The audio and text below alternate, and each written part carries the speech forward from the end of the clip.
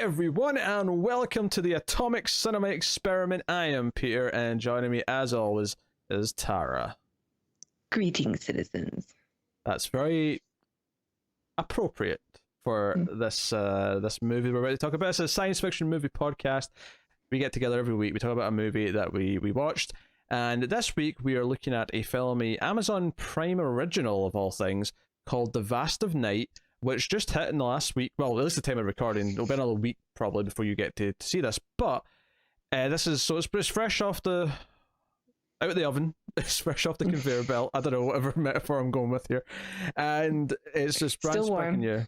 It's still warm. It's still warm. I could feel it. As I was watching it, I could feel the heat. It was freshly baked. So it's actually a film that's listed as 2019, but it didn't really come to the public until 2020. So for the sake of like when we count what's the best of the year and stuff, this will definitely be in a 2020 like batch. So yeah, this is a simple film about it's set in the 50s. It's a period piece, and it's about picking up some strange radio signals one night in New Mexico in the 50s. And I obviously will start a spoiler free. We'll give you a warning before we go into spoilers, but that is the general gist of it. The two main characters are a radio host. Just for the town, not like a big national radio. It's just a small town. He's the host of the radio station. And then the 16-year-old girl who works at the switchboard for the telephones, and she and him kind of like are friends. They've got this kind of... It's one of these weird things where like these days you might look at this friendship and go, this is a bit weird. Like he's like, 24 or something like that. She's 16. No one's questioning this friendship. I just sort of assumed they were both teenagers. Really? I got the impression he was older. Maybe. He doesn't seem to really be a part of that high school.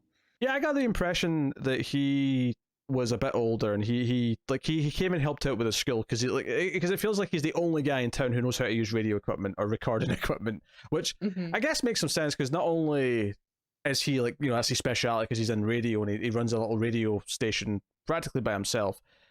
It's the 50s, so you get that this isn't as common knowledge for everyone yet, because it's not like not everyone has even VCRs yet. I mean, one of the plot beats at the start is that the girl Faye, she has just bought a tape recorder for the first time, and she wants him to teach her how to use it. And yeah, this feels like it'd be relatively new technology, at least from the perspective of just a random person buying it for the fun of having a tape recorder. It's different, and we're talking about big reels of tape here. We're not talking about a little, portable doohickey. I mean, it's portable in the sense that it's got a strap that you can put over your shoulder. Right. And she's afraid to even use it or to play around with it because she doesn't want to break anything because it's all new to her. So yeah, new technology and everything's new. She doesn't know how fragile things are, so she goes to him because he's the pro. He's the expert. And to be honest, like their friendship's actually very kind of likable, and they feel like they do have a good camaraderie with each other, and it works. They feel very much like a siblings who like each other, not like in that way, but like well, maybe they do, I don't know, but it feels more like an older brother younger sister relationship. The only time it's even hinted at that there's some sort of romantic side to anything is that one of the friends of Faye or cousin or something like that basically says, is that the radio boy? Is it as if so I mean, you maybe get the impression that she has a crush on him because he's the older boy that is willing to talk to her, but it doesn't necessarily ever seem like he's like grooming her or anything like that. It never feels like malicious. No, it never feels weird. Yeah, so that's our two main characters, and yeah, I'll just leave it there. I'll ask how you feel, and we'll get into some of our general impressions before we get to stuff in the spoiler territory. So how did you feel about The Vast of Night? I like it. I think it's pretty well done. You can tell that this had no budget, which we've seen a couple of those, and this one does a pretty good job with its lack of budget. I think the movie looks really good. I think the two leads are really great. Actually, I hope I hope we see more of them, because especially the girl, I thought she was a real standout. I think it's really hard to do a low budget science fiction movie that's, because you're limiting yourself to not being able to do really any kind of effects. with the low budget, so it has to all be just conversation, and there is a lot of like long conversations and monologues, but I don't find it boring. I was really into it, so yeah, I was pretty impressed by it. Yeah, I was actually really impressed. I think one of my things about a lot of like these VOD movies that come on these services just now is that for the vast majority of them, they all feel and look the same, and they tend to like they'll have an idea, but they won't explore their idea well enough. And when I say they all look the same, I really mean that for a lot of them. And I see a lot of them. We see some science fiction ones, of course. I see a lot of them in streams when we're doing some of these newer movies. But this movie, right from the get go, it showed a lot of confidence. One, in its visual style, it wanted a specific look, and it has this very specific look. It's very grainy. It's going for this kind of feel. We'll talk about the sort of the intro as well. That kind of out with the regular plot. There's a stylistic thing it does in the presentation of an old TV show. We'll talk about that a little bit later. Yeah, But it has a very distinct look, and not even just in the aesthetic of what the stock looks like and what the image typically looks like, but also just in its direction. Like, it feels very confident. It doesn't do a lot of necessarily sort of like traditional oneers in the sense that it'll try and do a whole scene in one take, but like one of the examples is that early on there's a lot of walking and talking at the start. There's a lot of stuff where the premise of the movie sort of is based around the fact that there's a high school basketball game on, because America's weird and everyone in the small town goes to the high school basketball game. Totally alien. Well, in the 50s, yeah, everybody did. Like, that's why sports are like a huge deal here, because people like in a small town would. I think that's still the case, like in certain areas of the US. Why did you say in the 50s? Just go. People watch like university and like high school football games on cable channels. This is such a weird American thing. Yeah. Well, yeah, high school, especially like sports teams, people get really into. Yeah. Do you know who goes to watch high school sports games in the UK? I don't know. Don't you? Who wants to go watch a cricket game played by teenagers? They don't play cricket, right? The only sport that they typically play, as far as I know, at least my high school, badminton, was football, or soccer to translate it for you colonials. Is that? Do you know who went to see those games? No one. Even the parents don't go to those games. Yeah. Okay. Well, yeah, Little League nobody goes to either. But like, when you're a small town and you have like 2 channels on your TV, like the big thing that everyone does was go to the high school sports game. Like, that's always been a thing here. I just wanted to make a passing comment making fun of it, and you've sat here defending it for like a good 30 seconds. Like, what? It's silly. You're Canadian. Stop defending it. Sense. Well, it makes sense for the film that we're watching and the time that it takes place. No, I'm not critiquing the film. I'm critiquing Americans here. There's a difference. You would have gone to. No, I wouldn't. Yes, you would have. I always say you would have had computers back then. What would you have done? They're so boring. What would I have done? I would. Book? I'd have been into the radio, probably. I'd have probably been a lot more like Everett, I think. I'd have been into radio tech and stuff, I think. Okay. What's the point I was even trying to make? This is your fault. You're talking about like the look of the film, the style of the film. Yes. Okay, so there's a lot of walking and talking, right? So it's before the game, and he's there because he's dropping off essentially the tape recorder that the commentators are going to record all their commentary on, because they play it back in the radio later, right? They can't do live yet because it's 1950 whatever, and they don't have the tech to just broadcast live from a high school gym. It's not, that's not a common thing yet. But so he drops off this tape and he's like, okay, that's how you're using it. And you get the sense that he knows a bunch of people here, that he used to go to this school or whatever. But there's a lot of walking and talking, especially once Faye sort of gets into the mix, and he's walking and talking to her a lot. And what it does with the camera throughout this section of the movie is that it does a lot of oneers. Whenever they're walking from one place to the other, it'll do it in one continuous shot following them. So it feels like a oneer. But whenever it gets to like a point where they stop and they interact with anyone else, it'll go into a different shot. Maybe traditional, shot, reverse shot, maybe not. But so it would break it up. It would break it up in parts wherever it felt like the movement stopped. But while they were moving, it would never cut around it. It would never like do a lot. And and it looked really good too. And it did look good. And it created this sense of just like everything keeps happening. Like you could feel the hectic sort of like build up before the game where everyone's moving and doing something. There's all this hectic stuff going on. And I think what it really did is it really told you a lot about these two characters. Our introduction to these two characters felt so confident to me because the movie did it with them always moving, always like back and forth dialogue, talking about something. And it was talking about the tape recorder, it was talking about this and that, and how to use it. And Yeah. it gave you a lot about how she is, but also what he knows and what his specialty is. It gave you a lot about how they interact with each other. It told us so much, and this is like the first 15 minutes of the movie. Like, it spends a lot of time It on this also section. did a lot for just building up the town. Like, It just did, that yeah. everybody knows who everybody is. Like, it truly is a really small town. This And was just the bantering between like who's the expert of what when they're having trouble with the lights, and everybody knows everyone, and everyone's nice to each other. and everyone, yeah, and that's honestly, this might be one of the most expensive sequences in the whole movie because there's so many people involved. It's going from car. It's all these like, and obviously all the cars have to be. A couple of the basketball players I caught catching, looking at the camera. Oh really? But you have to, like, all the cars have to be period appropriate, right? So that puts up the price, because all of a sudden you can't just rent a bunch of regular cars. You have to get vintage cars, or you have to find a car club. Yes, yeah, which is maybe exactly what they did. But they have all this, and it created this mood and atmosphere right from the get go. And I love movies that are set in one night. I love the idea of everything taking place in the span of a couple of hours and having the characters kind of like go through the beats of the story in that time. And I think the movie like immediately feels like it's going to do that, and it does it because it's got a really strong focus and a really strong direction, and even the script is really strong and kind of like setting all that up. So without even getting it, seem very real.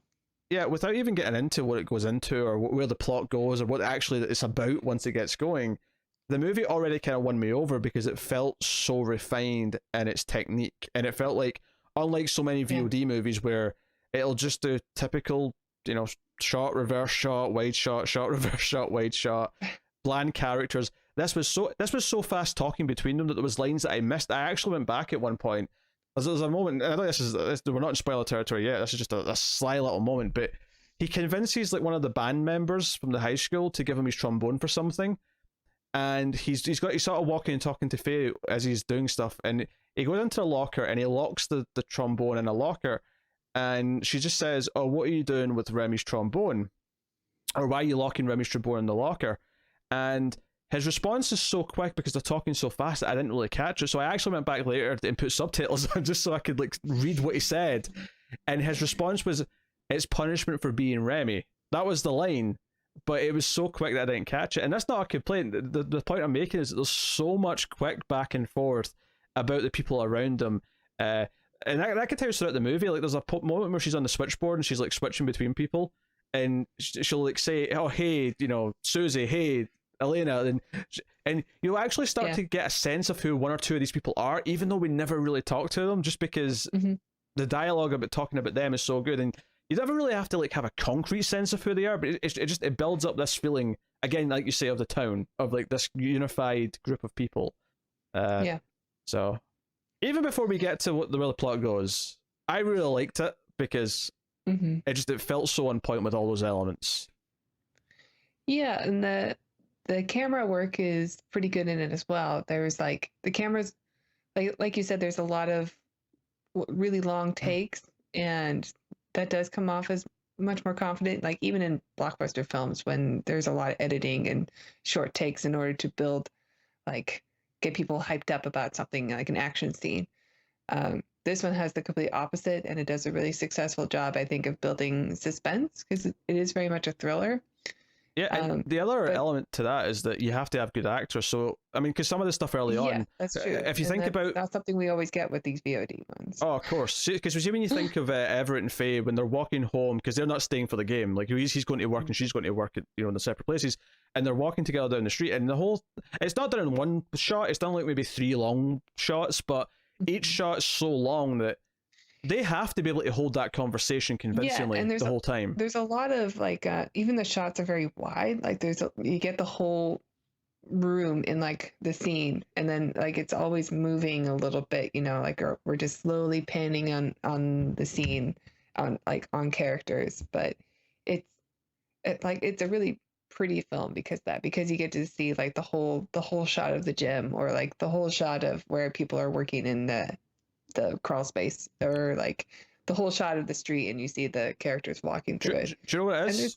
here's the key thing here, is that it does such a good job in that first 15 minutes with those moments to sell you on the space and the town and the world that they're in, that when the rest of the film for the most part takes place in really small rooms, you never feel like it's trying to avoid showing you things. Never. Well, also it's very dark. Like there's a lot of it takes place at night, but the characters never feel like they're ever lost, and they're so like comfortable where they're going. Like it's not very well lit, and which can be kind of a problem sometimes. Like, but I never felt like they were lost, even if like they go into a forest or a different part of town, or like I don't even know where they go sometimes, but like it's they seem to know it so well. And there's a really cool like shot that happens at some part in the film early on, where it's like a tracking shot. Like it's like, I think it is a one take tracking shot that's sped up slightly, and it goes from like one part of the town, I think, like all the way around to another part of the town. It's all one take, and it's really good. It is to a point. They're cheating though. Some of it's visual effects, and you can kind of tell at certain points because they've not really done the whole thing in one go. And that's fair. And I think it's it's whatever. And honestly, it stuck out to me a little bit, and I liked it for the most part in theory and what it was doing. I like because it basically goes back to the basketball game and then it goes to wherever it is. So it does this kind of like around town kind of feeling. But what I think it stuck out to me a little bit though, because part of it did feel fake, and so much of the film is there's no trickery with the visuals. It's very much just, and don't get me wrong, I'm sure like someone like from the movie could probably sit me down and say, hey, there was actually some sneaky CG in here or there to like maybe dress up, like maybe there was a car in the distance that wasn't a 50s car, so they just put like one on top of it later, and it would probably like, it's like, okay, that's quite impressive then that wasn't noticeable. But so much of it is practical, and so much of it's like, no, we're just, because see when they're walking down the street and you see like the odd car that they're passing by, they had to like put those cars in place so that they could walk down this entire street and have it all feel. And that's what I was saying about, even though we spend a lot of the movie in these really small rooms that are relatively cheap, presumably to shoot in for the rest of the film, because it spends so much time at the start establishing the whole world, you never feel like the world's small.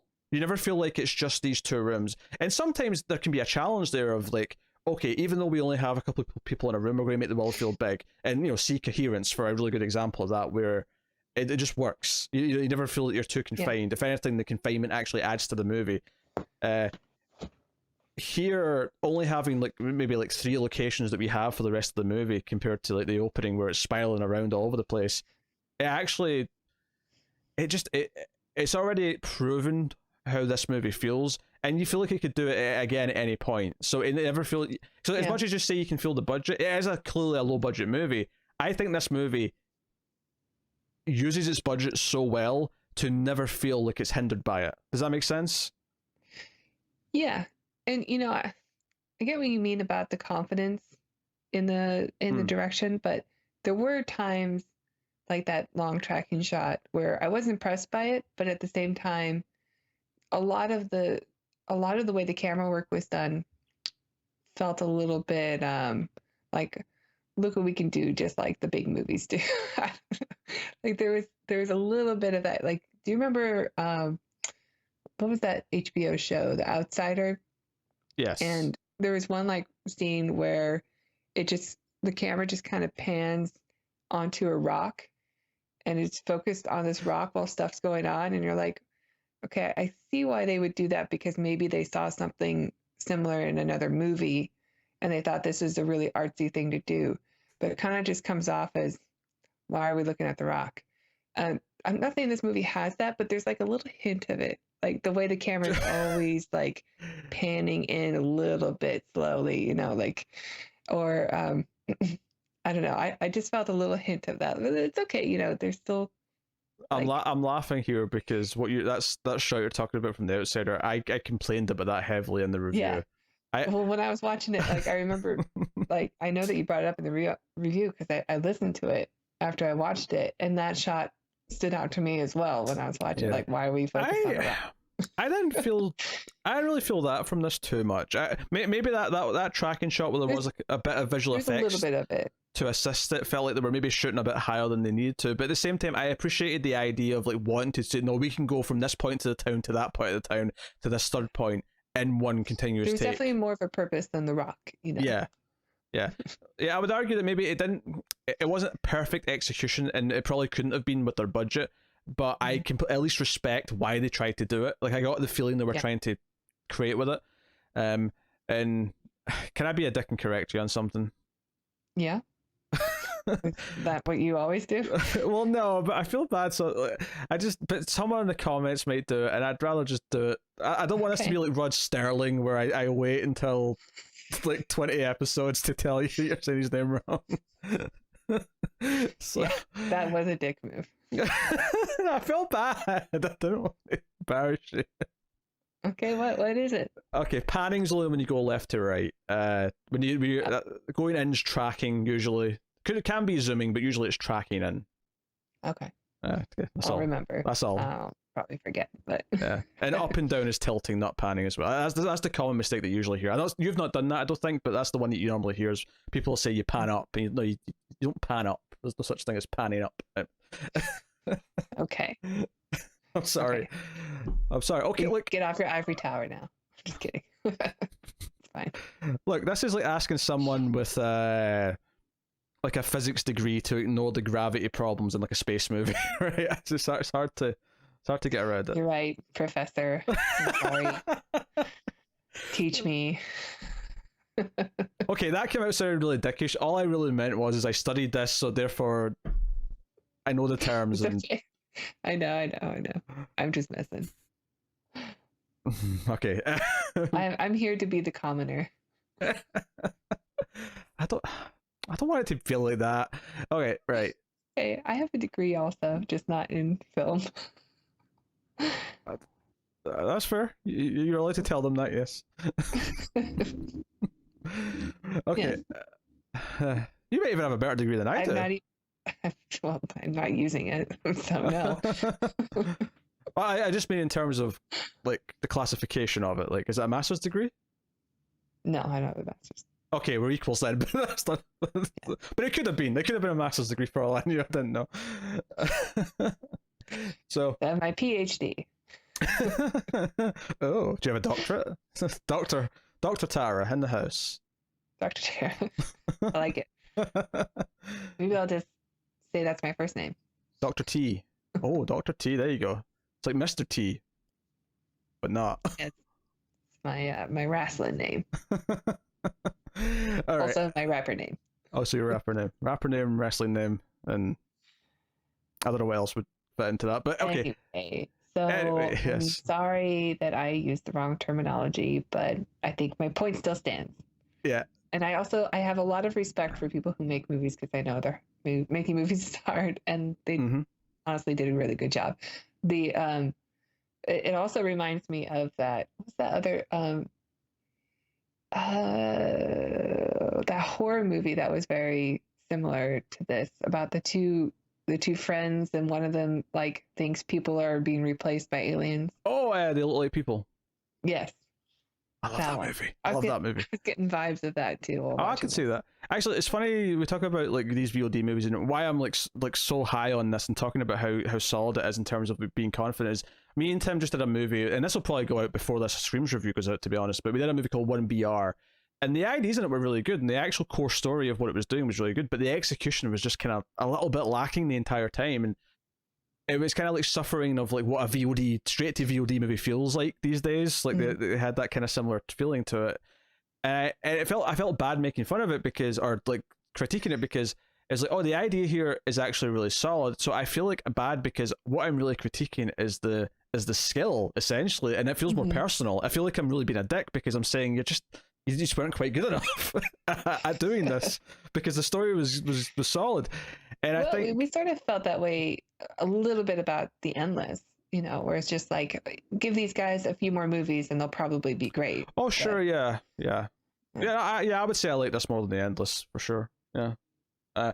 I mean, I don't want to say this as coherence level, because I think coherence is exceptionally well done. I think that's an exceptional film. But also, I would put this in like a really like great sort of territory. I'd say this is like a high bar of like low budget filmmaking, and this is the sort of thing that I mean, obviously, yeah, it's great if I get something as good as Coherence, but to me, if I this is what I'm really like at best expectations hoping for when I get to a low budget movie like this, where I'm hoping it's got a lot of charm, a lot of atmosphere, and this film is drenched in atmosphere. The longer this went on, I just felt it the entire time. You know, it's 90 minutes long, but it went in so quickly because, like, and it's one of these things where like there's a lot of long monologues, but I feel like bizarrely, if they're engrossing because the acting and the dialogue is good, they actually make the time pass quicker because you'll get to the end of one and oh wait, that was like 15 minutes of the movie gone by because they were talking for that long. But I mean, there was like one that takes place over like a telephone conversation. You never really see the person talk, and it was very engrossing. Hell, sometimes it even fades to black and just has a black screen for like 30 seconds. And the funny thing is that it kind of worked.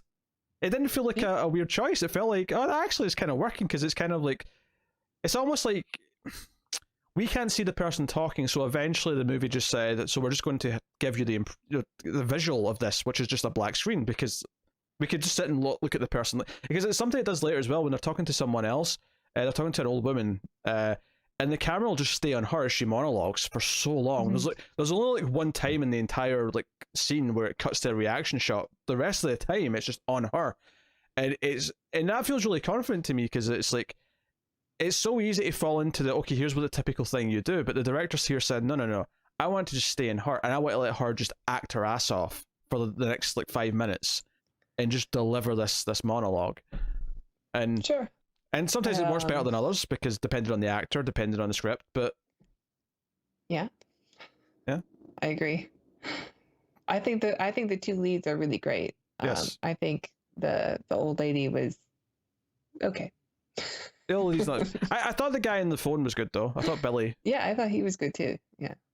I think the old lady maybe sticks out as being maybe the weakest element of the movie, but no, it's not a bad like low bar in terms of in terms of like setting the bar for the whole movie. So, but no, I agree. The two leads are great and they're so likable, and you get so into like their imagination or her imagination and his cynicism being kind of broken down that the whole thing really works. And it's one of those things where I was worried about halfway through, like, you know, depending on how this ends, the ending could tank this potentially. And I'm happy to say, without obviously revealing anything because we're not in spoilers yet, that while it keeps it relatively simple, I actually quite like the ending, and I like what it does with the ending, and think it evoked a lot of emotion in me. And when I realised effectively what it had done by the end, I was like, you know what? That stayed true to its roots and didn't do something that was going to make it feel like, oh, we had to go for something big at the end, so it felt like it betrayed the feeling it was going for, or anything like that. And I appreciated that. Nobody gets superpowers and saves Earth. But at the same time, it's not like it was like, because some of these VOD movies can be so like held back in the endings because they just don't know how to end their movie, that it's just like, oh, okay, you just, the first thing that kind of worked, you just went with, rather than something that really felt like it clicked it all together. So it's really good. And yeah, okay. Is there anything else you want to add before we go into spoilers? Yeah, I don't want to sound like too negative because I'm not really too negative. I'm not in love with the score of the film. Like, the score stood out as a bit like, I don't want to say low budget, but bit odd. I don't know. Like, obviously they couldn't have had a big like orchestra or or whatever to score the film, but I found it the like single solo violinist a bit jarring to listen to during some of the running. It was just I don't know. It just kind of took me out a bit, but that's fair. I don't want to hold too much of a budget against it, you know. I just thought it was an odd choice. I actually didn't mind them. I actually thought there was a couple of really great moments in the music. I wasn't necessarily in love or against the violin particularly, though. There's a couple of good little piano beats that I really liked.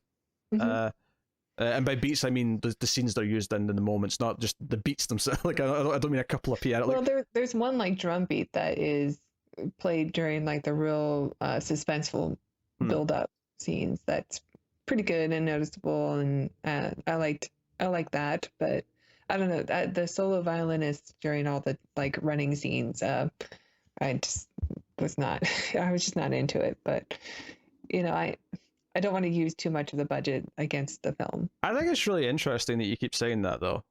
That you keep saying I don't want to use the budget against the film. I don't. But when I think about this movie, though, I think the reason why that sticks out to me is that I actually think this movie used its budget so effectively that I never was even thinking about it beyond just they're using this budget well. I never. There was never a moment in this film where I went, "Oh, that'd be nicer with a better budget," but I won't hold it against them. I never really felt that. It felt like they'd written a story that they could effectively do with the budget they had, which is a great skill. I don't know. think The music sounded a little bit like stock public domain. Okay. In some parts. But, I'm going to look up the composer's name just so you can know who you're insulting. Okay. No, I mean that's fair. You weren't super into the music. Like that's totally fine. Like I get it. Okay. The music was done by Eric Alexander and Jared Bilmer. So both very fine people.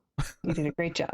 Well, that's funny because you said their music was trash. I say that. How dare you put words in my mouth? Oh dear. But no, that's fair. That's fair. You weren't super hot on the music. So yeah, I think we'll go into spoilers then. So I will give the spoiler warning. Although before we get to the spoilers, I will take this time to thank our Patreon producers. And forgive me, we got a new one today, so I have to actually go and double check the name because I'm just used to saying them off like really quickly. So I'm just going to cheat a little bit and go. Well, I'm curious. And go to Patreon. Who's the new person? I know. Who's the new guy? You shall find out, shan't you? Okay. Or gal. So thank you very much to Tyler Hess, David Sharp, Alison M. Fordyce, Sandy Palacios, Board Now, and as of today, at the time of recording, Zammer Jammer. Oh, nice. Did not wish to use their real name. They were said they'd be okay with just Zammer Jammer, so Zammer Jammer it is. Oh, that's not Polish. No. Zammer Jammer? Jammer. I'm fairly confident it's not. I'm fairly confident. So thank you to you all. That means that they're all $20 or above on patreon.com/MailFuzzTV, but you don't have to be a $20 patron, do you, Tara? Why no? If you would like to support the channel because you like what we do and you like the content, you can check out our Patreon page. It's patreon.com/MailFuzzTV. Why do you do this? Because it pleases me so.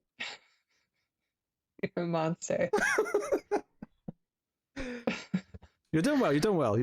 Yes, patreon.com/MailFuzzTV. How do you go? Yes, thank you. Back on track. I'm glad you repeated it. So we get it twice.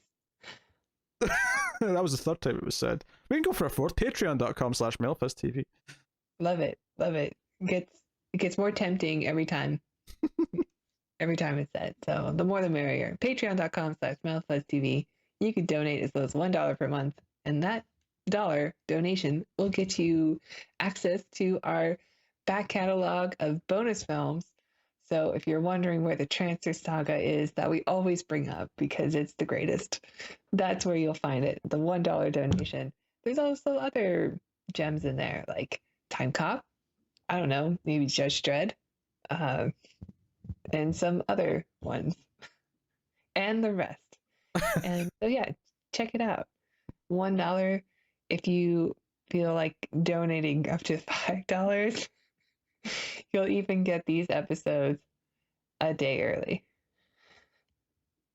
I'm just laughing. And you have an opportunity to vote on what we're going to review next once a month. And yes, and we love you 5 times more. I'm just laughing because the way you said "and the rest" when you can't think of any more. Yeah, it's the Gilligan's Island theme song. And the rest. Okay. I swear the Patreon plug brought to you by Tara is more entertaining every single time it happens. I can't believe you just start laughing the second I start speaking about it. Do you know the problem is you've made it a thing now that's funny, that it's become a joke to this point where now as soon as you start it I start giggling because I can't help it now. I know. It's torture. You're a monster. So full spoilers for the vast of night from henceforth. So one of the things that I really like early on, so we talked about the game and like him coming in and all the hectic and walking in and out of shot and like walking and talking with her and her building up her confidence because she's like, oh, I don't know what to say into the mic, so I'll just say it. And he's doing like a pretend radio interview with her, and he tries to get her to interview various people in the town who are still sitting in their car, and they're doing kind of and she keeps getting nervous, not knowing what to say, not knowing what to ask, and it really establishes the characters. But my favorite part of all this is that after all of this part where they're talking to all the various people, which again, as you said earlier, sets up the town really well because we get to meet a couple of different people and sort of families who are there to watch the game and so on, is like she starts doing this thing where she finally thinks of stuff to talk about. She's like, oh, I read some good articles in my science magazine, and she starts talking about these things. Now, first of all, there's a little bit of meta humor here because some of the things she's talking about are obviously ridiculous, but they kind of translate to things we actually have now, which was the kind of the funny part to me. She's talking about this place in I don't know what city it was, but some small like town, Missouri or something. Yeah. They've got these electric roads, and the cars can like self park, and it can tell you exactly where you are. And it was like, okay, this is obviously never happened. And she even sort of says, oh, everybody's rebuilt this by 1990. But if you translate what she said to sat nav or to GPS, it's like it's not actually that far off. Like, because one of the things she talks about is how it'll tell you where to go, and like, oh, you can turn it. I was like, that kind of sounds. She just didn't expect them to be, from the sky, and instead thought that it would be the roads that's magic. Yeah, so there's that, and then the other one she talks about, which he poo-poos the most, is actually essentially just a smartphone. I mean, they talk about it being like built into your skin, but it's essentially just a smartphone they're talking about. You'd be born with instead of a social security number, you'd be born with like a telephone number. Yes. Which may still be our future. Very possibly. And then the other one that you have forever. And then the other one was like tubes that would like send us around the planet. This one didn't really have a correlating real thing, I don't think. No, but I feel like that was a concept that would have been around during that time. Like, that makes sense. Like future, yeah. When you look at old future stuff, it would be like massive tube systems for travel. Yeah. Well, I think what I liked about this is she kept saying, oh, this one's going to be like in place by 2000. And I was like, yeah, that felt so far away in the 50s. 50s, yeah. Yeah, that would felt like so futuristic, like to think about the 2000s. And now we're here in 2020, and it's like, if only we had those flying cars. If only. Maybe by 2070. Yeah, maybe. But I mean, we'll be on our deathbeds by then, so I mean. You will. You're older than I am. You're going to be your deathbed by then. You're going to be in. What, I can't make it that long. I mean, 85. I mean, you'll probably make it to 85, but you won't have much left. Come on, once you get to 85, you have to know you're not that long for this world at that point. Yeah. Every day after that's a gift. Not with my lifestyle. I eat greens every day. No, I know what you eat. I've heard what you've been trying. It may be vegan, but those vegan cookies add up. That's all I'm saying. Yeah, no, I have to pace myself. Yeah. So anyway, what was it getting to? So they're talking about the future. And what's really good about this stuff, as much as we're joking about the meta jokes of, okay, what we really have now, and that's part of the fun, is that from a character perspective and from the themes of the movie, it sets up right away that she wants to believe in things. She wants to believe in the impossible, and that he's a bit more, a bit more cynical, a bit more jaded, and doesn't want to like just jump to like believing in all this stuff. Sure. I did like also, because in the beginning it's so focused on him, and he's like Mr. Good at everything, that I was concerned, like, is this also the writer of the film and the director of the film and the actor, the star, because like he's making himself like the guy who's great at everything. But these scenes where he's with her, like later on, really, like, I don't know, take him down a peg, like, okay, he's not the greatest. Also, like, I can justify this as well in the context of the movie, is that the point of this opening and why he seems so perfect is because that's how she sees him. And it's all from her POV. It's all from her, how she thinks of him. She thinks of him as this perfect older guy who's good with all this stuff, who knows everything about technology, who knows all this stuff. Yeah, and I don't think it's a romantic thing still. I still think it's more like she sees him as uh, just admires him. Yeah, it's kind of like that cool big cousin you've got that you don't see every day, but you get excited about seeing them because they seem really smart and they know about cool stuff. And like, you know, that kind of thing. Because she's constantly saying, "Isn't that cool? And isn't this cool?" And yada yada. And so yeah, it's a really strong kind of friendship between them, and everything in the opening, like I said, is super confident. The way it darts around all the characters, and it's always focused on those two. And it kind of really sets up, again, this movie's going to be about these two. These are the two that are important. These are the two that you have to get to know. And everyone else is important in building in the world, but they're not important in terms of like who our main characters are. It's these two. So everything in this opening really sets things up. Although we did skip over the intro, which I suppose we should go back and talk about, because I actually started laughing during this because whoever they got to do a Rod Serling voice is great, spot on, to the point where I thought, like, because I've never seen like Night Gallery, and I thought, is this the intro to Night Gallery they're playing? Because I've not seen it, like, because it sounded like Rod Serling. It sounded exactly like him. Yeah, it's basically, you see like an old school, it's kind of that retro future thing where it's kind of what the past thought the future was going to look like. I'm thinking like Fallout, like when you play the Fallout games, when you see like the TVs and stuff, it looks like that sort of like sort of old school but kind of futuristic looking TV. And it's like this intro for a TV show called Paradox Theatre. But it's Rod Serling doing this like opening thing, and it's like he's building up to scene in the Twilight Zone. And I thought, wait, is this like, I've never seen even like a door that opens. Yeah, in the intro. And I'm like, they're really going for like a Twilight Zone feel, and to the point where I was like, is this one of his other shows that I have not seen? And it's just going to, that's what they could get the rights to, because Twilight Zone's expensive, because Twilight Zone's the big one. Yeah. But no, it's a fake one called Paradox Theatre. So it really, and there's a couple of times early on where it kind of like goes to like a TV filter, and you see like the movie play out inside this like sort of, you know, 4:3 sort of circular almost screen. Only a couple of points where it wants to do a sort of transition, but it was definitely going for a vibe. It definitely wanted to feel like the 50s, and it definitely wanted to feel like an episode of the Twilight Zone. Yeah. And to be honest, as an episode of the Twilight Zone, I think it is very good. If that's how we're going to judge it. I can't really fault it. It's as if Twilight Zone... anything of the new ones that came out. Oh, absolutely. It's not even a competition. The people who made this should do, like, just give them the reins to doing a series of the Twilight Zone. Take it away from the current people. Oh, it's about to start. And we're going to review it every single episode. It's going to be so much fun. We shall see.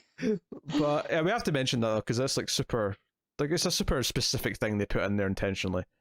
So, and I think even if you don't know who Rod Serling is, if you're watching this and you're a youngin and you've never heard of the Twilight Zone, it still sets a tone because of the voice, because of the music, because of the presentation. It still all kind of works to build a mood. Yes, and also you should watch Twilight Zone. You should. The original. Yes, should, and then watch watch our reviews of it after each episode. Absolutely. Yes. Okay. That's nice. We casual. Are very, very familiar. We are experts on the voice of Rod Serling, and that guy nailed it. Whoever he is. He did indeed. It might even be the same guy that got to do his voice in the new Twilight Zone for that one episode. Oh yeah. Might have been the same guy. There's just this one impersonator who can do the voice so perfect he gets hired. Anytime anyone needs a Rod Serling impersonator, like, he's your man. Doesn't look like him, but the voice is spot on. So she goes to her work, which is at a switchboard, and you know, it's the old school, taking out the audio jacks and plugging it in and all the rest of it. I don't really know a whole lot about the history of phone technology. I don't necessarily know why people phone a switchboard. I assume it's just back in the day you had to phone the switchboard for the switchboard to connect you to like the you know, the distant lines. Yeah, I guess so. I mean, when you used to call an operator, like, you would get a person. Yeah. And I just imagine that's who it was. Well, I don't know. We should stop. We don't know. We clearly don't know how this works. We have no idea how this old timey phone technology works. But she knows what she was doing. Yeah. Yeah, someone's going to like school us in the comments. But, well, first of all,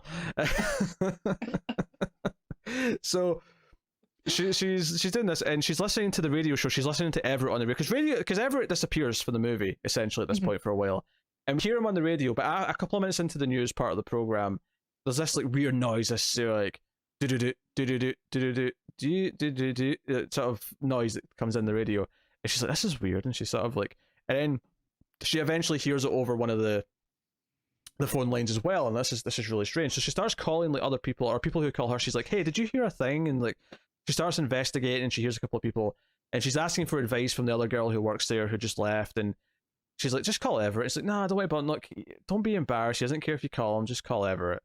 And she's like, "Okay." So she calls Everett and sort of plays back what she heard on the radio, and he's like, and I think one of the things that I really like about the dialogue in this movie is that it felt very natural, like his reaction, where he's like, he wouldn't be that interested, but he's like, "Wait, interrupted my radio show? You sure it's not your radio?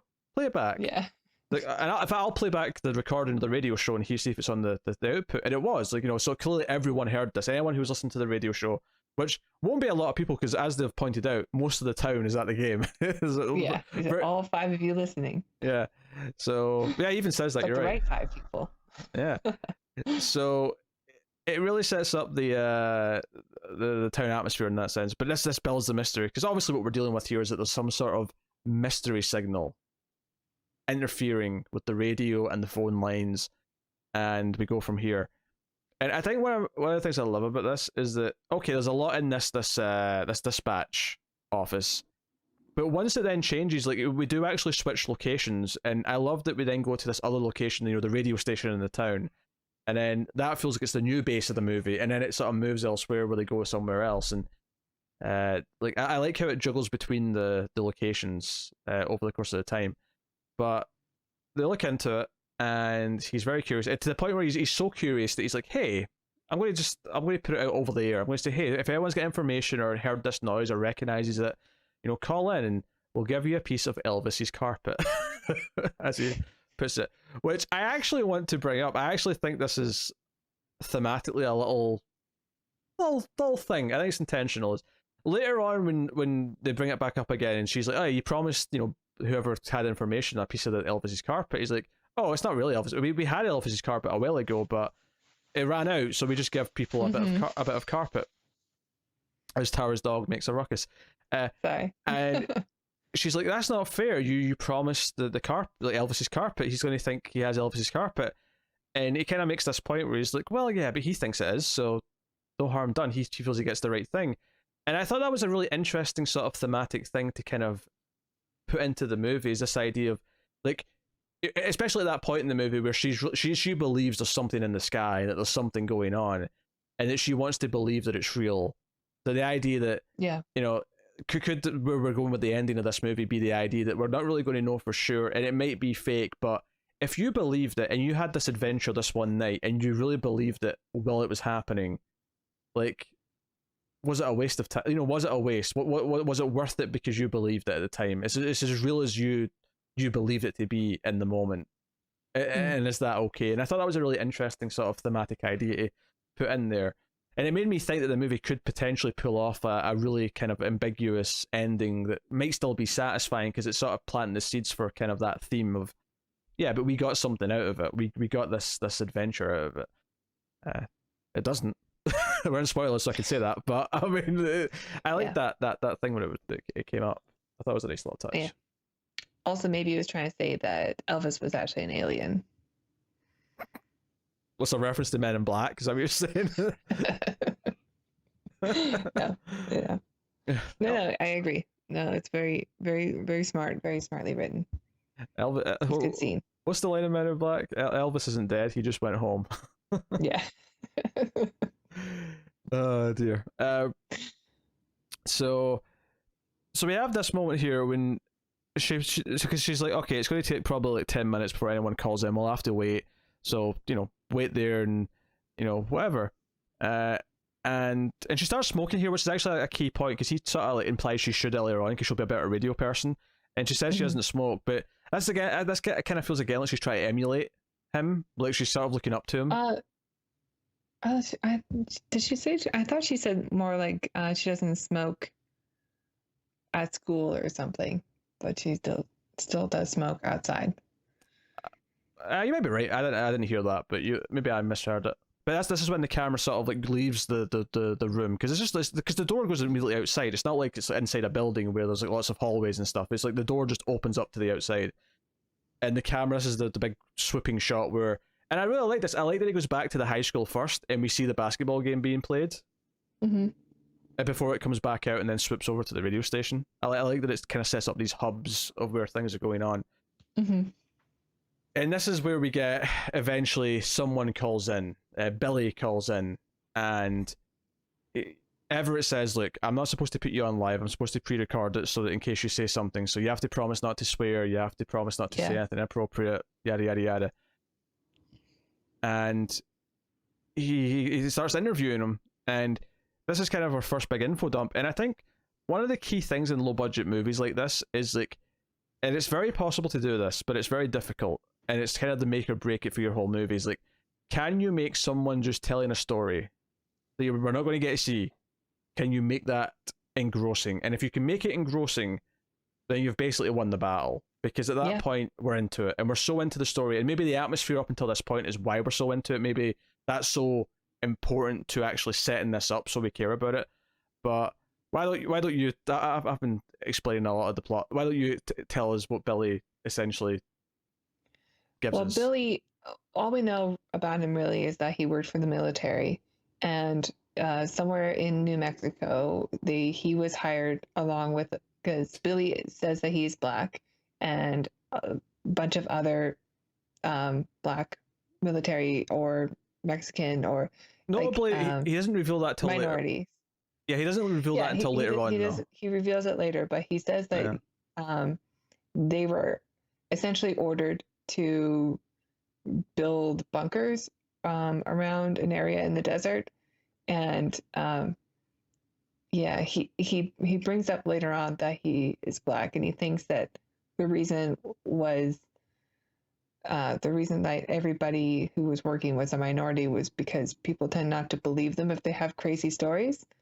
And their story is that they would hear that sound from whatever it was that they were around, but it came from, did it come from the sky or from? It came from their like radios, all their equipment. Because they mentioned that, because they basically were building like a pit for something to be buried in, and it was like, they never saw what it was. It was always covered in a tarp, but it was smooth. But they said that, Billy says that it's like they never actually got hired to do the full job. They would just hire people to do part of a job, so nobody really had any clear information of what was going on. And if you ever got something because you were a minority, if you told the story, nobody would listen to you anyway. Yeah, because sad. Because they mentioned that they were getting this noise through all the equipment, but as they buried it, the more they covered it up, the noise faded, as if, like, covering this thing in dirt was like stopping the signal that was, affecting all their equipment. Yeah. And then he brought up a second story because he got together with other people, or one of the people he was with on that detail had been on something similar before, where... And they're both sick, right? Yeah, they both got sick afterwards, yeah. Because this thing was maybe giving off some kind of radiation or something, but this other guy told a story to him of like them being taken out, and like they heard this signal come from the sky, and because he was like a radar technician, he could tell how high up it was. That was his job, to monitor these kind of things, and it had a range of like really, at one point it was really low, but at other points it was far too high, like higher than anything that, at least certainly at that time, could be flown by humans. So he's clearly describing UFOs. He's describing UFOs the entire time without ever saying that, and I think that's part of. Plus, I mean, since we know we're in New Mexico, it's hard not to think of Roswell, even if it's not referencing it directly. Like, if you think of a science fiction story set in New Mexico, you're going to think aliens. But I think one of the things that's key here is that he never mentions UFOs. He never says that word. He never says aliens. He just says the facts as he knows them, and what he experienced, what he was told by others. And he never uses those words because he knows as soon as he says those words, it's going to sound just like laughably crazy. And I think part of the reason why this is so effective on its own is, I think that also works for us as the audience as well, is like, clearly get us to that point where we clearly know what he's talking about. But if he never actually says those words, we never actually go, oh, this sounds silly now. Yeah.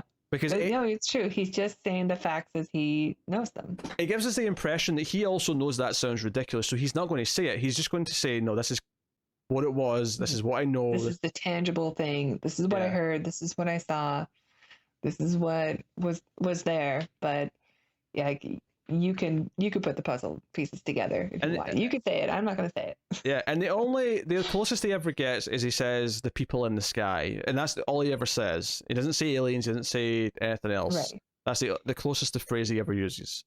And he admits the reason he's telling the story is that he's dying because he got sick from some kind of radiation that came from it, and that other people who were there that he knows are also sick. Yeah, and it's worth mentioning that the call does get cut off at one point, because this was happening in the switchboard as well, as a lot of people who were calling in, the calls were just dying at some point, and they didn't know how to call him back because he never gave his real name. They don't know, or not his real name, but his full name. They only have Billy. So basically, he calls back in, and they're really, and it's this excitement thing because they think they're not going to get him back again. But when he calls back in and she hears his voice, she's like, "Oh, it's Billy, it's Billy. Oh, it's I'm going to put him through." And it becomes this thing where he talks about how the other guy that he worked with sent everyone recordings of what he recorded, the sound, and he destroyed his because he was scared of being caught with it. But there's like this guy who lives in this town who died a while back. He had a recording of this thing, and maybe you could, like, if you find it and prove that it's the same thing, maybe this is something tangible. And it's like, well, who would have that recording? And Faye's like, hey, when that old guy died, all of his stuff got given to the library, and she's like, there's no tapes in this. No, there is tape. There's a big box of tapes in the basement. They just don't have anything to play them on yet. And it's like, okay, they've got a mission now. And Everett has this moment where, because again, this is all, she's still in the operator place, right? Eventually, like, and he has this moment where he has to decide they've only got so much time to go do this. Well, everyone's at the games, like, because she's like, I can get in there. I know how to get into the library. Like, I can break it at the library. I know how to do it. And eventually, he's like, okay, run, Faye. And Faye just bolts, and she just leaves her job and runs to the library. And what's so fun about this is that it's like, okay, they've got a little mission now. And do you know what it's kind of like? It's like, obviously the Goonies is way more thorough than this, but it's kind of that feeling that something like the Goonies or something like any type of movie where a good conversation turns into, oh, an adventure. We can do something about this now. And so it's genuinely really exciting as she goes off on her bike to it's not even her bike. She mentioned she stole it. She steals someone's bike to get to the library because she's so enthusiastic about, like, science fiction and technology and, like, proving this stuff is real. So it feels so in her character. And then Everett shows up in a car that he's borrowed again from, like, I think his boss or someone he works with. And somebody. Yeah. And he drives her back, and just like one by one, they start listening to these, tapes that have no labels to see if any of them have this sound. And again, there's some good character work as they're doing this, because they're going through the tapes and they're having this. They just start having this natural conversation that feels very real, and you just get more. The characters just become more likable and more realistic. Yeah, they're talking about what they're going to do. He wants to, like, get a better job at a bigger radio station, which means leaving this town because he has to go to one of the big cities, maybe the West Coast, because that's where the radio sort of central hub is. She says, I want to go to a big city, maybe, like, get a job at a bigger switchboard. And he's like, well, what about college? And she's like, I can't afford college. And it becomes this sort of conversation about their futures and what they want, which again is given where the movie ends, it's like having them talk about what their lives might become is actually it's just an extension of where they are right now. But it's very poignant though, because it makes you feel like they've got futures in some capacity. And maybe it's not like super bright, maybe it's not super laid out or overly hopeful right at this minute, but they do have hopes, they do have potential things. They're hoping for something bigger. Yeah. Something a bit more important. Yeah. Yeah. This town's too small for them. Too small for these dreamers.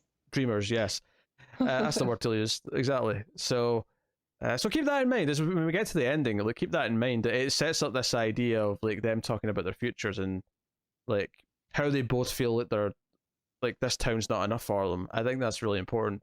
Might even be, dare I say, it might even be a slightly better version, at least for me, than what Close Encounters does with some characters. How dare you? Fine. More in this layer. So, but eventually get to the tape, right? And it makes the noise. It makes the noise. And Tara's, there's such a disapproving look in Tara's face right now because I made a little dig at Close Encounters. But they get to the noise in the tape and they play it back, and basically the idea being that if they can play it back whilst this thing, whatever it is still over the town, because that's why there's a sort of time crunch on it, because basically, it would never stay that long, and the idea being that they're then playing this back would essentially be responding to it, because Billy's theory is that this was like a language. This was, whether it was signals or an actual dialogue of some kind, this was a back and forth, and that if they could play it back, maybe it would cause a reaction of some kind. So they play it over the radio, and all the power goes out in the radio station. There's no lights anymore, and and Faye starts freaking out. Like, she's terrified, and he's got a lighter, then he's got a flashlight, and they're trying to figure out what's going on. Mm-hmm. And it's good. And then she's like, "Oh shit! I've left my job, and I've not been there for like, maybe 30 minutes at this point. I kind of have to go back." and she just starts running, and he's like, "Faye, what are you doing? I've got the car." So he actually catches up with her in the car and says, "Get in! I'll drive you there. Come on." I love the little detail where she's just like, "What? I don't think about going into a car because I walk everywhere." Yeah, like, oh yeah, the 50s. Yeah, just run everywhere. But again, it's a good little character detail, I think. Because we do see her run a lot. Yeah. She runs from place to place, but it also reminds you of how small her world is that everywhere is within running distance. Yeah. Yeah. But she gets back and she's answering all the calls, and some people are, and she's apologizing for like how long some of them have waited. And then it turns out that there's no babysitter for her little brother, and she has to go like deal with that. But they get a call. Sorry, go ahead. Oh, does that come later? I think that, you might be right. That comes after the old lady, I think. You're right. Because they get a call from the old lady who says that she has more information based on what Billy said, but she doesn't want to do it over the phone. She wants to do it in person, and she can't come to the door because she can't walk anymore. At least not walk much. But they're so intrigued at this point, and Everett grabbed his portable recorder, and because there's a little moment actually where Faye gets really upset because she says, "Why don't you use mine?" He's like, "Well, this one's broadcast quality." It's like, "Oh, so mine's not that good then?" It's like, "No, it's solid, it's fine, but it's like, it's a personal. It's basically a toy, all right? It's basically a toy." And she gets so pissed off. I would have been the exact same way. Faye is so me. But it feels like stuff's happening because they run into a couple who get out their car and say they saw something in the sky at the edge of town, and it's like, and that's another thing with all the calls that were coming in that she's taken in frantically since she's been away, and she looks at him and says, "People are saying there's something in the sky." Yeah, it's kind of similar to the horror movie Pontypool, which is all set in a radio station, and there's basically like a zombie apocalypse happening, but you never see it. It's just you just hear the calls coming in, and I like that kind of atmosphere that kind of thing can build. That there's more of it like sort of compounding as they're kind of seeing stuff, and you get that feeling of like everyone just kind of like starting to notice stuff, and you can feel the kind of the hype of like the moment rising. Like there's something going on. We all have to know exactly what it is. We all have to figure it out. We all have to see what's happening. That kind of, I guess, hysteria is kind of the word, but not in like a panicky way. There's not like a lot of people though, so. Well, that kind of adds to it though, because they're all kind of spread out all over town. I think that adds to that atmosphere. So they go to the old woman and they go in, and she's kind of muttering something that sounds really weird and, dare I say, alien as they enter. Tu Barada Nikto. It sounded a little like that. Batu Barada Nikto. That's it. Yeah. Yeah. That's also what Ash says in Evil Dead 3 when he's taking the book. He's told to memorize it, but he says it wrong. Because he goes like, I've seen that movie. Batu Barada Nikto. So Ash. Yeah. But they come in and she tells a story, and it's not as good as the Billy one because she's not maybe as good as an actress or an actor in general as he is, but but it's still pretty interesting. She talks about how she conceived her child with this worker who never came back, basically. But he died. Not by aliens, though. Not by aliens. No. Well, at least we do not suspect it. I'm not going to say it's impossible. But she tells a story about how her baby was essentially weird, how the baby would speak in this weird alien language in his sleep, but only when, like, essentially, as we sort of discover it, the ship was nearby. It would sort of trigger a reaction, because she would, like, document it one night, and she would try and repeat it back to him the next night, but it wouldn't work, because the ship wasn't there anymore. And then one night, we get kind of your classic child abduction, where he walked out the house, 150 yards, I think she said, and his footprints just stopped. They weren't anywhere to be found. They just stopped dead in their tracks, and she actually got investigated for the murder of her own child because he was just missing and no one could find him. And she tells her, and she goes through it a lot slower, and the camera stays on her, except one point where it cuts to Everett. But she gets a little bit more fantastical with it, where she outright says she believes he was taken, and she wants them to take her with them, because if they're going to go and find the ship, wherever it is, she wants to see her son again. And she does come off sounding a little bit more crazy. Yeah, a little bit. She gives them the note that says you have to read these lines, which Everett doesn't take. And neither does Faye. He's like, all right, let's go. Yeah, because she says if you encounter anyone tonight, say these things to them to see if they've been like affected by what's going on. And he just kind of like sees it as silly. He cuts her off. And she knows that she's went too far. She knows that they won't listen to her now. And I think what's actually really good about the writing here is I think that you're exactly on Everett's side for the most part. Not that you don't believe that something's going on, but I think you totally sympathize why he's just not ready to believe any of this shit. Like, it's too much. Yeah. But Faye, on the other hand, is kind of a lot more sympathetic and kind of is like, shouldn't we like take the note? Shouldn't we listen to her? Yeah. Kind of thing. Yeah. There was a moment during this where I was reminded of God Told Me To, and the story from that as well with the kid, and I kept thinking it's just a prequel. Like, that would be awesome if there's a tie-in. It's a great movie. It is a great movie. I think they're both very different movies, and I think the way they handle these stories being told is definitely indicative of of what type of movies they are. This one didn't have a flashback suddenly happen where she was floating towards a big giant vagina in space. So yeah, see, guys, why you need to watch this movie. Go watch God Told Me To, and then I'll review. It's well worth your time.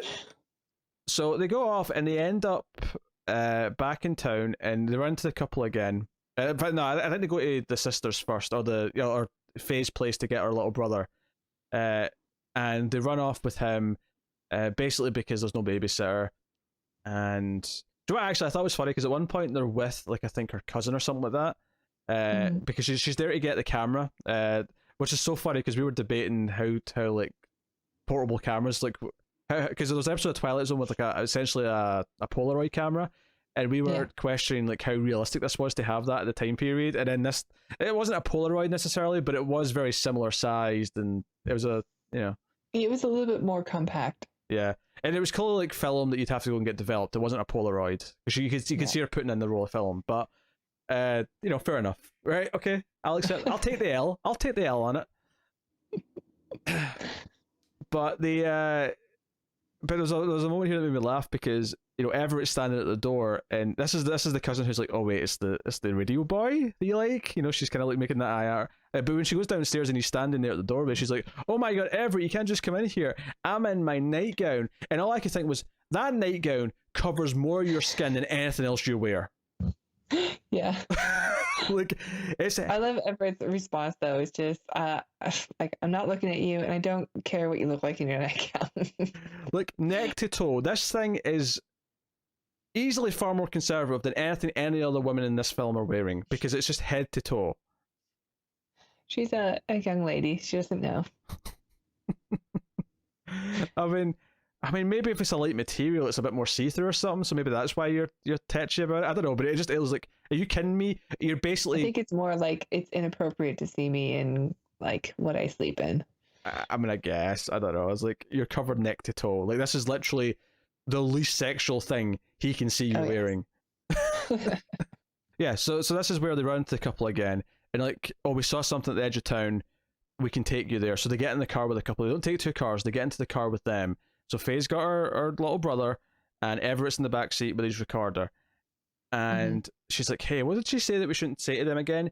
And this was a nice little not twist, but like, they didn't take the paper, but he recorded what she said. He was recording when they went in, so he just plays it back. And sure enough, the couple in the front of the car, they kind of just go into a trance. Their heads kind of go back and they go into a trance as if they've been hypnotized. It's not quite asleep. It is more like they've gone catatonic and they're looking up. And it's scary because they're obviously these two are in the back seat, so and they're what the guy's driving, so the car just starts to veer and isn't being controlled It's anymore. oncoming traffic, and It's legitimately a very tense moment, I thought.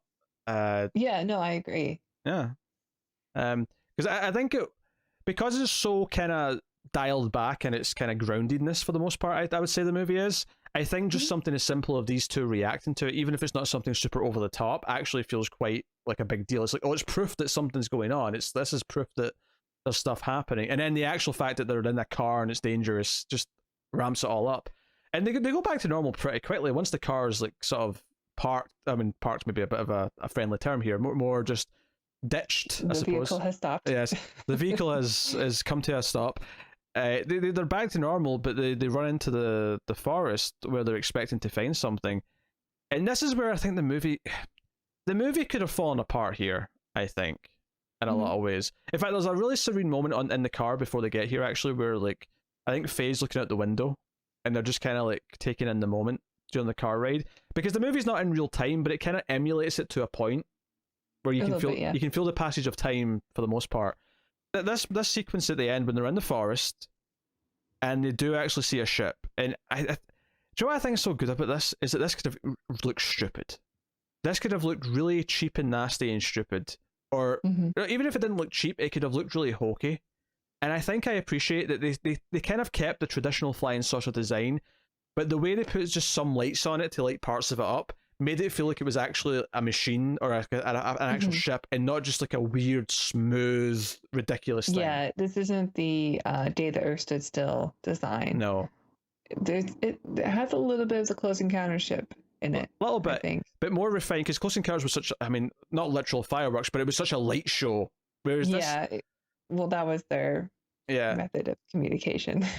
but this felt more like this feels like a natural amount of lights to be on this thing as a ship. Yeah, and the Close Encounter ones also had looked like a cityscape at the bottom of it or top of it. And this one is more layered, and there are like quite a few lights on it to give it the dimensions that it needs. But it's not just a smooth silver ship. But I also like that you couldn't see the whole thing. Like you could see the parts of the lights were hitting, but there was parts of it that did just fade into the darkness. It wasn't, But there was a lot of, because there was a moment before they actually see it where they see like a hole in the trees, like something's clearly flown through there, and they're looking at it. And I thought that shot was beautiful. I was thinking more like a beam, like a laser, like a beam. Yeah. Okay, I can see that. But I thought that moment was beautiful. Like I felt the moment in that, like when they were looking up through it, and you could just see sort of the beam of light in the mist. Like it really worked. I think there's a lot of things here that I could see looking really dodgy in this sort of low budget setting, but I felt like this movie, the director, I thought all we were going to get was the beam, to be honest. I didn't think we were going to get the ship, because they do the beam of light first, and they're like, oh, okay, I guess this is all that they're going to give us. And then I was surprised that we got a ship and it didn't look bad. But I would expect in that movie of this size typically to not look, and I think this not only is it a smart use of their budget and a smart use of knowing what they can pull off, because they knew they needed like a money shot. And I think they did it. I think they said, how good can we make this look, and what expectations can we set up? And I feel like they set up the expectations in such a way that I could buy. If you told me like just before the ending, we're not going to see any sort of actual ship, it would have been okay. Like I think they set up the expectations in such a place where I'm okay with this not showing me something, because the movie feels like it's set up for it to be ambiguous. So when you actually see it and it looks pretty good, you're like, huh. Oh, okay. What a nice surprise. You've actually done this. Go.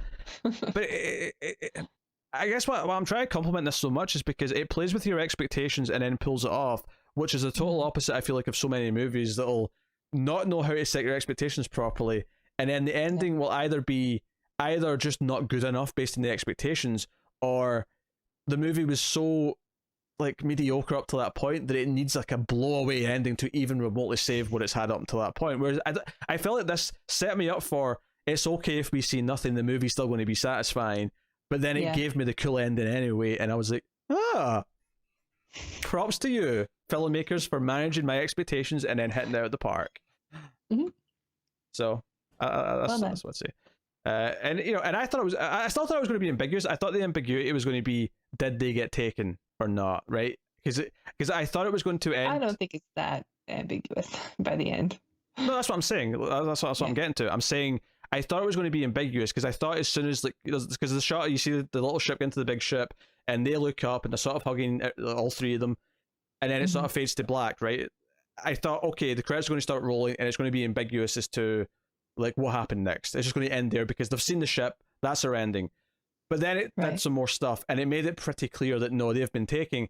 And what I really liked about this ending is that I realized that this whole thing, because we see the tape recorder, the final shot of the movie is the tape recorder sitting there in the forest surrounded by kind of like dirt and like twigs and ash as if there's been some sort of, again, laser beam, right? And I thought, someone's going to find this tape and this entire story and all the stuff that's been recorded on this night is going to become the new story that's told later when something else happens. It's going to be the new fable. This is going to be the squirrel story. And I love that. I love that basically we realize at the end that this entire movie is just the next story, like the stories we heard in this movie, where down the line, this will be the new thing that's told back to say, hey, this happened this one night. Yeah, this is all basically an alien abduction story and what happened to these two kids, or three technically. Three, yeah. Because she had her little brother with him. But that's what I like about it. I like that this has just become what these other stories were in this movie. And like, because, you know, and the reason why I'm saying that specifically is that they make a point before this final shot of showing some people finding their abandoned car outside the switchboard place. And they make a point of showing like everyone coming out of the basketball game, and like people are going to see the radio station empty because there's a beautiful moment where the lights come back on the radio station. They sort of like signify the aliens have gone, right? As all the lights come back on, and use the mics. It's like the classic metal mic from the 50s is just sort of in the center of the frame. It does all these things. Yeah, the switchboard place is empty. It shows you all these places they've occupied throughout the film, which again, it focused on so much that they feel quite prominent, that they feel like important places for us. Yeah, and we didn't mention this girl's story earlier, but like the whole intro 15 minutes or so, like, or every time you met a new person in the town, they would mention the story about the squirrel chewing through an electrical wire and it was still holding on to the wire when they found it, like dead. So like that little story just made the rounds of the entire town. Like everybody knew about it. Yeah. So I asked what's so beautiful about the ending is that it works because it's about these kids becoming the next story that's going to be told later. And there's going to be this tape with some of the story, not all of it, not everything we saw, but a lot of it's on that tape. They made it out of the small town. They did. Well, I kind of like the one part that is ambiguous, I think, which is really cool. Because it's ambiguous to the town what's happened to them, but not to us. But the one thing that I think is ambiguous is like, is this as good or bad? We don't really know. Like, I don't know. Did the aliens treat them well? Did the aliens just dissect them like immediately? You know? Tractor beam really left a lot of things burnt. Like, did they just fry on the way up? Or I mean, it's possible. But the ending feels oddly kind of hopeful. So I don't know. Like, that's why I compared it to Close Encounters. It kind of reminded me of like the people in Close Encounters who want to go on the ship because they have to, because they're obsessed, because they have to just go and find out what's, you know, out there. It kind of gave me that kind of vibe, and it, like, I'm going to be controversial here. I like this a little bit more. No, I do. I like this a bit more than Close Encounters. I do. I like these characters more than Roy in that movie. Really? Yeah. I like these characters a lot. I think these characters are the best part of the film. Yeah, and don't get me wrong. I'm not saying that the talent here is better than Spielberg at his prime. I've always been of the opinion that Close Encounters is, you know, second fiddle to Jaws and E.T. and Raiders and, you know, his other classics, which I think are better. Yeah, you can check out our review for your full thoughts. You can, yes. And it's not that Close Encounters is a bad movie. It's not by any means. But it's never. I've always felt a little cold to it compared to his other big films, right, from that era. And I feel like for me, this just hits the pulpiness in the right way. It hits the atmosphere in the right way. I care about the characters. I think the ending is basically perfect. Whereas I think Close Encounters maybe shows you too much once the ship opens up. Honestly, I'm a little underwhelmed by it. I don't know. Like, I don't feel the depth that you do from this film. Here, like, I find it a little underwhelming. Here comes negative Nancy.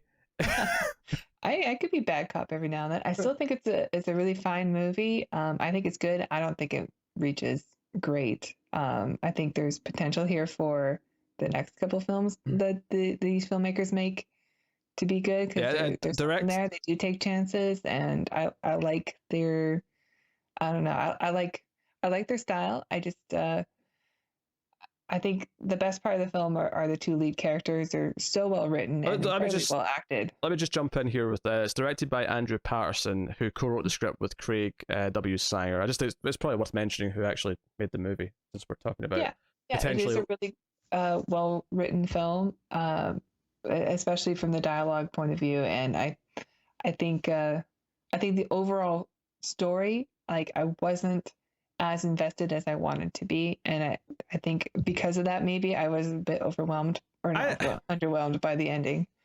I don't think it's perfect, don't get me wrong. I think the old lady, like that portion, well, I like how it's shot and how it's done. It's definitely the weakest section, because I think the actor is not as good as the rest of the main performers.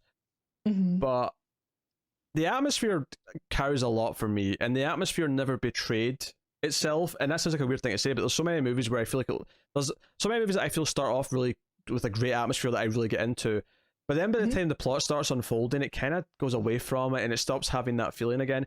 I feel like this always had the mystery and the intrigue of what's out there and what's above us, and this small town vibe. It never felt like it went beyond that. And I liked the ending. I thought the ending worked. I thought it was oddly beautiful. I mentioned liking some of the piano stuff, and it was the piano that played as they're looking up at the ships. Like, I really felt them in awe of what they were seeing, and it kind of answering what they've been questioning the whole movie. And I was really into that. And when I say I think I like it more than Close Encounters, I'm not saying obviously Close Encounters is more important. It came at a very important time in cinema. It had a lot of influence.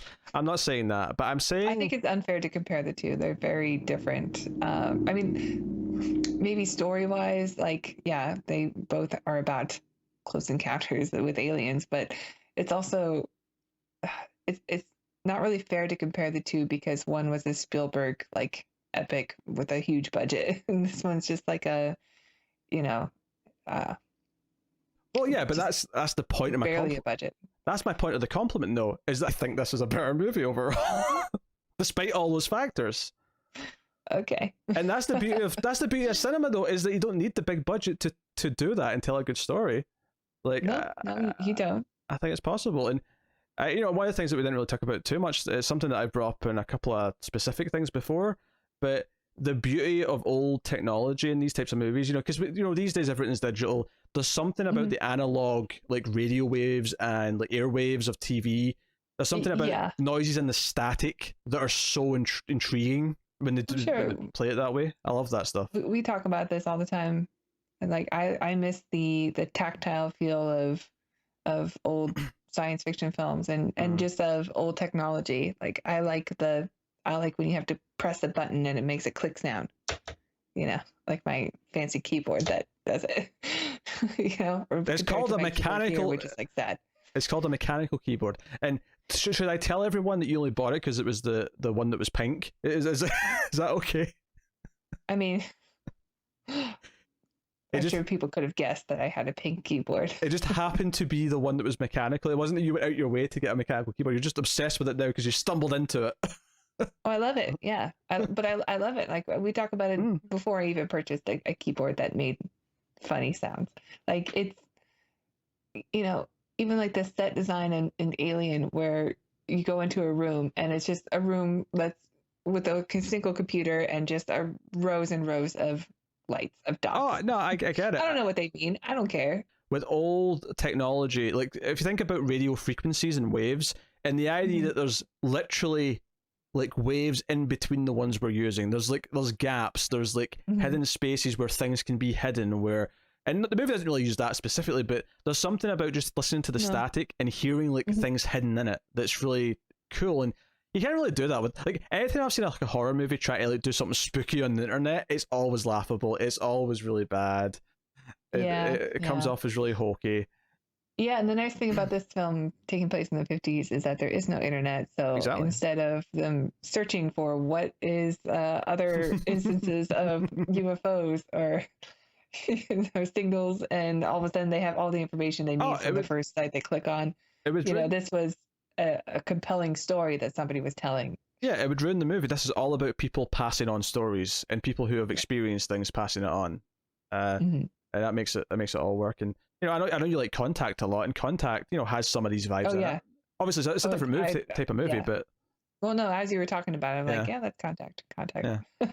Which we'll do at some point. Contact will be an episode for sure. So of course, I demand it to be so. Where Khalees Starling and the dude from Interstellar we'll try and contact the aliens. captain from Alien. Really? Yeah. Well, he's our lead guy. The guy that goes, no. He's like her main antagonist, but also her boss. Oh, I'm just trying to remember his name. What's his name? Not Tom Skerritt. Is it Tom Skerritt? Maybe. Oh, so you're talking about Dallas, though, right? You're talking about Dallas and Alien? Yeah, Dallas. Okay, right. Tom Skerritt, yes. Nailed it. And also John Hurt. Is John Hurt in there as well? Yeah. He's in Contact? He plays... Yeah, he's S.R. Haddon, the eccentric millionaire who gets to go to space. It's been a long time. I've only seen it once, and it was a long time ago, so I look forward to us doing that on an episode. Yes. It's been a while. I just remember McCormick showing up at some point. I know we are, yeah. But yes. No, I was impressed with this.